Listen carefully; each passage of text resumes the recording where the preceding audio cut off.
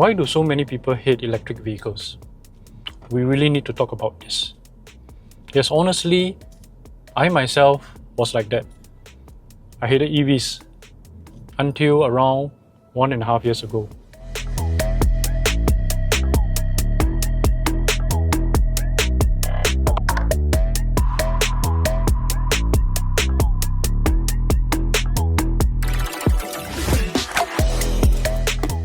EV haters exist all over the world, I noticed. But what I also discovered is sentiments of EV hate are not the same in Western countries as compared to Asia, especially in Singapore where I live. In the US, where Chinese EVs haven't penetrated into the market, the hate of EVs largely equate to the hate of Teslas.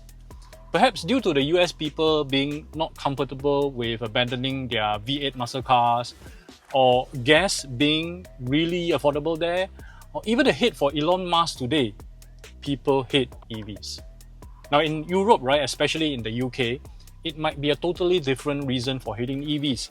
And I suspect that Jeremy Clarkson plays a rather significant role. Otherwise, it is attributed to the practicality of EV ownership, as EVs aren't too suitable for colder climates and long-distance driving. But here in Singapore, EV hate is kind of different. I mean, Singapore is actually conducive for EVs with our warmer weather, and it's not so hot like Thailand or southern Vietnam where temperatures could reach 40 degrees. And here on our island state, right, our west to east drive, end to end, is only 60 kilometers. So the majority of drivers clock relatively short distances daily. Hence, I think the reasons for EV hatred could contain more ingrained reasons towards our car culture and overall steep barrier to entry to car ownership. Now let's examine the first particular reason to people hating EVs, which is political and cultural factors. Now, having just settled down from our country's recent general elections, I'm not going to make this video political, but I'll just say what I feel is right or not so right from my point of view. So what I'm about to say are just my own views, okay? Now, first and foremost, Singapore is an excellent country to live in. Every time I arrive back from a foreign country, right, I cannot feel anything but pride to clear immigration, get my luggage, and exit the airport within 10 minutes. And the route back, from airport to home, right, really epitomizes Singapore's favorite national song, Home. Please wait for me where that river always flows. This is home, surely. While our government seems to be doing great things keeping our country competitive, safe, and livable, much cannot be said about how car enthusiasts like me suffer under this government. Now, my first car in the late 90s was an Hyundai Elantra. Now, it was second-hand at 2 years old, and I believe it cost me $72,000. It wasn't cheap, but with a 7-year loan, it was manageable. For my wife, her first car was the Kia Picanto. Again, at 2+ years old, right, we bought it at only $28,000. Yes, you heard right. 28K, not for the OMV, okay? Not for the COE, but for the entire car. Now, it was 2007 at that time, I believe, and certificates of entitlement, or COE, was at an all-time low. Now, for our foreign viewers, this COE is a piece of paper we would-be car owners need to bid for so that we can affix it to a car and own it for up to 10 years only.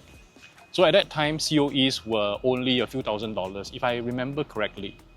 But today, with COE at $120,000, yes, 120K for a piece of paper that lasts for 10 years, the same Elantra, which is now called the Avante, is at $190,000. And if that Picanto is still on sale here, right, it would probably cost about $140,000 to drive that tiny car out of the showroom. Why are cars so expensive here, you might ask? Well, it has to do with our limited land space. Singapore, is so small, right? So we cannot afford to flood our roads with cars. So the COE controls the number of cars on our road at any point of time. I mean, it's good that our government makes sure that drivers like me don't experience notorious traffic jams like those in Manila, Jakarta, or Bangkok. But as a car enthusiast, right, our 190,000 Singapore dollars BYD seal bought here can get me a BMW M8 in Australia or a Porsche Taycan just like 1 kilometer across Malaysia. And in the Philippines, right, I can actually get the highest spec BYD seal, a nice house, and employ a chauffeur for life. So I was told. Really, cars are so expensive here. But there was a silver lining in 2022 when our government became proactive on EV adoption.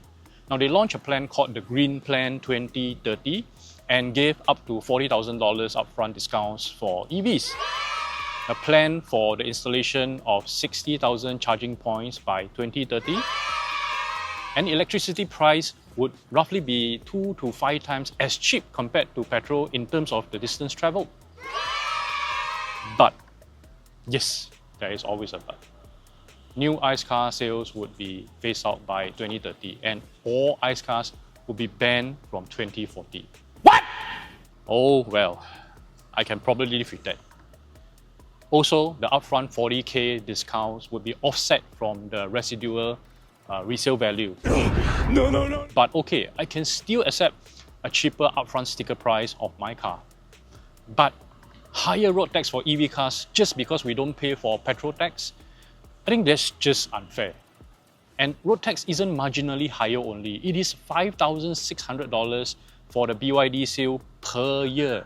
Or in the car's lifetime, right, $56,000 just to have the rights to put the car on the streets.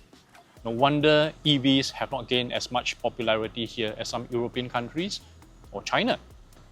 But fun fact, as of 2024, there are only 26,337 EVs registered as compared to 660,000 passenger cars in total, representing only around 4% of car population. Anyway, I always think that I'm living in the wrong country as a car enthusiast. But what choice do I have? Oh, there's public transport. But how do I move my video gear around for my shoots? What about Grab then? Do you know how expensive our Grab fares are? A 14-kilometer trip will cost me $45. And it is still impractical to not own a car for my line of work. So yes, while EVs is actually better for the environment, but I guess this push for EV adoption had caused some of people to feel a top-down pressure. Now, perhaps they reckon that EVs are shoved down their throats as the only option now, even if the infrastructure or the cost benefits aren't fully matured yet. It feels threatening. It's not about adopting new tech, it's about the fear that their hard-earned investment might lose value or that the driving experience will change in ways that they didn't ask for.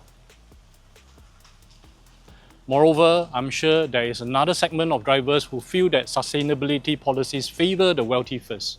Now, for instance, early EVs were expensive Teslas, and that leaves the average family car owner behind.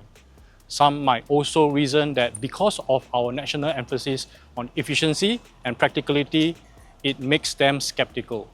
Is this EV switch genuinely better for me, or just a box-ticking exercise from the government because other countries, especially European nations, are doing it? One more point on the government's policy on cars. Now remember the days when CNG was a big thing and car owners were converting their engines to run on natural gases. Now such fuel prices were low and the government actually gave incentives too. And when there was the Euro 5 diesel adoption drive just a few years back, right?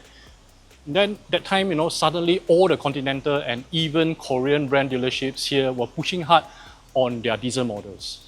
But guess what? The government actually flip-flopped their policy. Now no one wants to buy a used diesel BMW and CNG cars are extinct.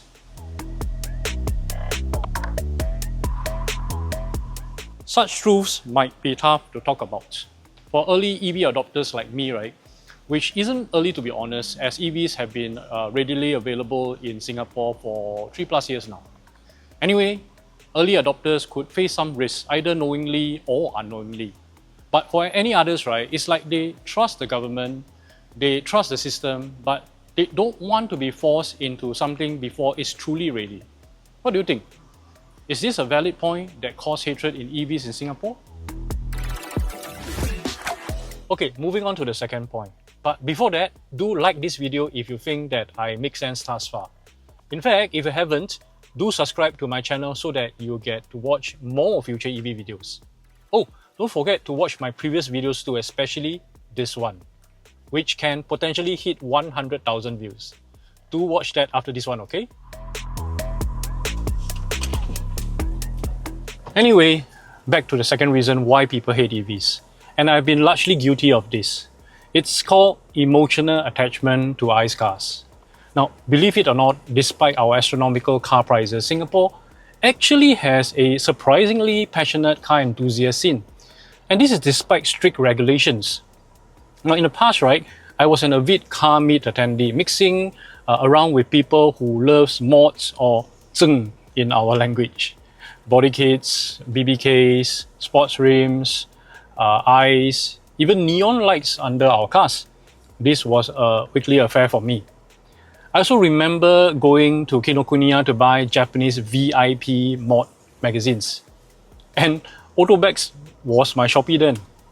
And before there were drones, right, we hired a crane so that we can take photos up high of our 70 car meetup. Which, thinking about it right now, right, the gathering might actually be illegal. Oh, I also brought my heavily modded Honda Odyssey RB1 for track days at Pasir Gudang and even Sepang once. And even until today, right, many car owners are emotionally tied to performance models such as the Subaru WRX, the Mitsubishi Evo, and of course the classic Honda Civic Type R. Cars that are known for their engine sounds, their gear shifting feel, and their driving soul. In fact, today, right, we are still seeing modded BMWs and Maseratis, though much older, for the car bings. My point is this: an EV feels absolutely boring when compared to these cars of yesteryears. Now imagine at an EV car meetup where the only car sounds are the artificial whirling noise or the ice cream truck jingle, and perhaps the sound of aircon compressors working hard under the hot sun at one of these open air car parks at Kallang Leisure Park. And when we open up the hood, we don't see meticulously clean engine bays with blue ignition cables and green Amaron batteries, sometimes with open air K&N air filters anymore. Instead, we only compare who has the biggest trunk and whose butt can fit in this. Really, thinking about it makes me laugh. Well, in a good way. I mean, I've grown up of car mods which were incredibly expensive. But I can understand how some older car owners like me, especially those with a bit of money, cherish petrol engine sounds and the stage 1 to 3 tuning culture. Now with EVs, modding opportunities are much more limited, and that can be a real turn-off. Now I kid you not, today if you upsize the rims of an EV, or worse, get sports rims from Sparco, right, you will probably be frowned upon by other EV owners thinking, why did you want to get an EV in the first place?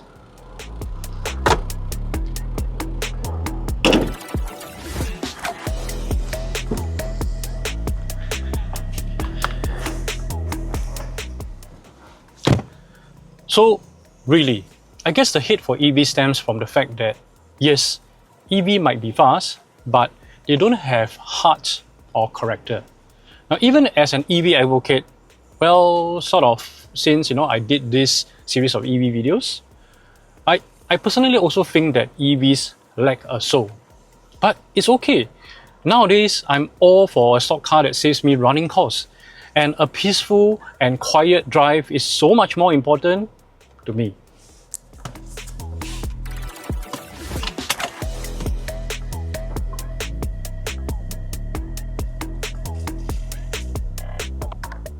Moving on to the third, and I reckon the final reasons for people hating EVs.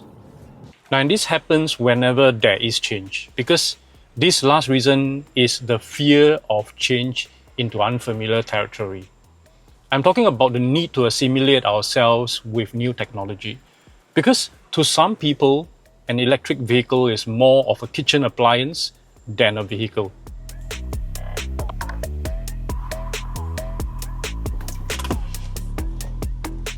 I'm not joking. Because of Jeremy Clarkson and Top Gear, I took the same stand as him in the past, thinking that a Tesla is not for serious drivers because only ICE cars have speed and power. Speed now and power. Speed and power. Speed and power. Speed and power. Speed and power. Speed and power. Speed and power. The speed and power. Speed and power. Speed and power. Now, EVs are for woozies, the weak, or someone who fancies kitchen appliances. Now, it was not until sometime in 2019 when I got to experience the Jaguar I-Pace launch and sat in one as the instructor whizzed me off in a 0 to 100 sprint under 5 seconds that I understood how much torque EVs have. Now, that was the first instance I gave EVs a second look. But EVs in Singapore at that time were rare and expensive. So it was not until 2023 that my EV hatred pivoted. Now, as you might have discovered in my earlier videos, that was the first time I got to test drive the BYD Seal Performance on a track. The acceleration, the power, the handling, the refinement, the fit and finish, the looks, and the technology. I couldn't believe all these come in the form of an EV, a Chinese one no less. Even Mercedes and BMWs in the same price range pale in comparison in some aspects at that time. But back to our topic of the fear in change. I mean, it's one thing to adopt change from a Nokia to an iPhone during the mid-2000s. It's $1,000 for the phone, and people were already resistant to spend that kind of money on something entirely new. It's really another to cough out $200,000 to change from a petrol car to an EV. As I discussed earlier, in Singapore, car ownership is already a huge emotional and financial commitment. Now, for the benefit of our foreign viewers, a BYD Seal is between 190k to 270k here, compared to Malaysia, Philippines, Indonesia, and Australia, where many of our viewers reside, right? Our cars are 3 to 5 times more expensive thanks to our high COE costs. Now, even so, we have 660,000 passengers car here in 2024. With a population of 5.9 million, that's roughly 11 persons in 100 owning a car. Now, compared to some Asian countries, right, this figure seems low. But if we count by households, then it doesn't look so stark. Because with 1.6 million residential units, that's roughly 41% of households having a car. Now, this is quite high considering that we are a city-state and there's no rural areas here in Singapore. And when I dig deeper, right, I discovered that 12% of car-owning households have 2 or more cars. But understand that this stat is from 2022. So if you ask me, car ownership is kind of high here in Singapore, especially with our excellent public transport system. But regardless, owning a car here is more of proving a point than a need, if you ask me. So many Singaporeans who have finally made it to car ownership, right, especially after years of saving, see their first car as a status symbol. And you know what? Since car ownership became a thing from the 1970s, everyone's first car was a petrol car. Only around 10 years ago did we start accepting hybrid cars. And now we need to adopt a kitchen appliance on wheels after working hard, saving all those money? My point is this: there has always been fear in change. I'm old enough to live through the era of change with reservations, from a typewriter, although it was an electronic one, to a PC. I resisted the change from a dumb but indestructible Nokia to a BlackBerry with a physical keyboard to a fragile Samsung with a touchscreen keyboard that might explode at any time. And in my line of video production, right, I was so against switching from a film camera to a digital one that I only switched in 2004. And then again from DSLR to mirrorless only during COVID. Though I did change, I didn't like it. Because change is scary. The idea of losing comfort and familiarity to do something new, some more with paying $200,000 for an EV, is extremely uncomfortable to many. What if there aren't enough charging stations and I have to queue hours or not even be able to charge when my battery is below 10%? What if the car's battery degrades in our hot climate? What if it explodes while charging overnight? How much do I have to pay to replace a battery when it dies in 3 to 5 years? How much value will I lose when I sell my EV? And so on, and so on. Reading the thousands of comments from my earlier video revealed that there are so many people who are worried about all this. And some of them who could get so uncomfortable even thinking about changing to an EV, they started blasting me on how EVs are for losers, for woozers, even for idiots who cannot think rationally. Heck, even one or two of those people have become my serial haters, even going to the level of attacking my personal character. No need to mention names, but I've left all comments untouched. Feel free to CSI who those individuals are. No, don't do that. I'm kidding. But seriously, to the EV haters who belong to this group, all I can say is, I was like you. I was afraid of needing to adopt a new technology again. And if you belong to my age group, I totally understand. But having lived through so many structural changes in the world, from analog cassette tapes to the current streaming services, from needing to fiddle around the antennas on a TV set to now watching millions of contents on our phones, like this video, from driving a manual transmission car with windows that need to be manually wound up to now automated driving cars with voice-assisted windows opening and closing, right? I would say that fighting against change is futile. Structural changes are inevitable and will only happen more frequently. While we can choose not to accept change, we should not hate it because our children will be adopting that change wholeheartedly.